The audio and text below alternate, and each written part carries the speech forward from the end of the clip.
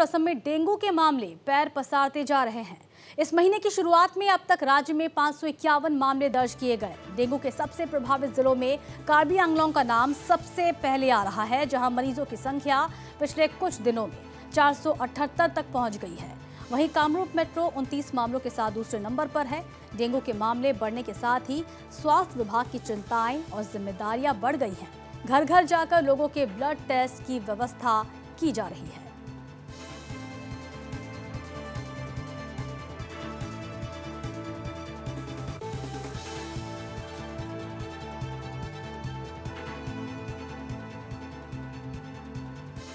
जैसा कि हमने बताया, असम के कई जिलों में डेंगू का प्रकोप देखा जा रहा है। सबसे ज्यादा मामले पहाड़ी जिले कार्बी आंगलोंग से सामने आए हैं। इसके साथ ही कामरूप मेट्रो, कामरूप, नौलबाड़ी, होजाई से भी डेंगू के केस पाए गए।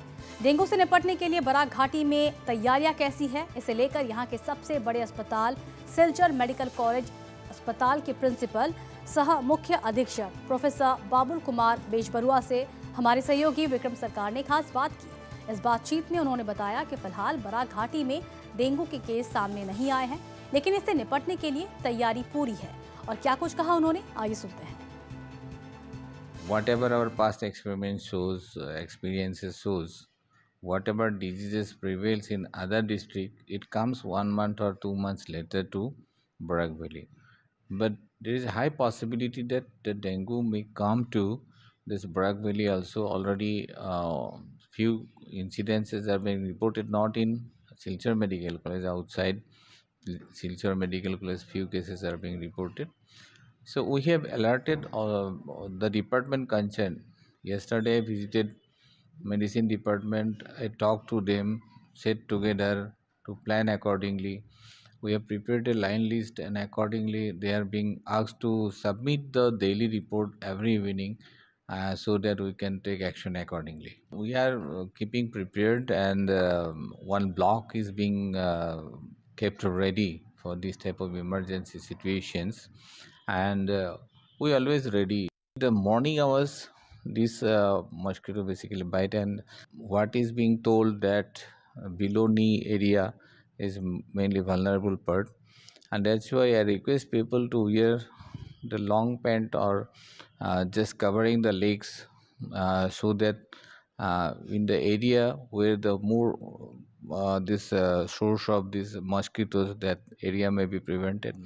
And anybody suffering from this type of this type of symptoms like fever, myalgia, cough, sneeze, they can go for the dengue test so that it can be detected early and accordingly can be treated early. Also, damp area, then those area where there is every chance of deposition of mosquito larvae, so that area can be should be made clean, and bleaching powder or just Gemaxine type of things can be spread out accordingly to prevent it. अभी जो डर फिर से लोगों के दिल में फैला हुआ है कि डेंगू बुखार जो है वो अपना पैर पसार रहा है। असम में भी कई केसेस रजिस्टर हुए हैं। गनीमत की बात यही है कि अभी तक असम में सितंबर से लेके अभी तक 74 केसेस ही रजिस्टर हुए हैं। और अगर ये बीमारी अपना पैर पसारती है बराक घाटी में भी, क्योंकि हमने देखा है कार्बी आंगलोंग में भी ये अपना पैर पसार चुकी है, अगर ऐसा हालत होता है तो Silchar medical college and hospital कैसे इससे मुकाबला करने की लिए तत्पर है, तैयार है। हालांकि अभी तक सिलचर में कोई केस अभी तक आया नहीं है, लेकिन वो लोग पूरी तैयारी के साथ बैठे हैं, क्योंकि Silchar medical college and hospital ना ही केवल बराक घाटी को सर्व करता है, बराक घाटी के पेशेंट्स को सर्व करता है, बल्कि वो जो लगे हुए हमारे दूसरे राज्य हैं जैसे मिज़ोरम और त्रिपुरा, वहाँ के भी पेशेंट आते हैं, मणिपुर के भी पेशेंट आते हैं यहाँ पे।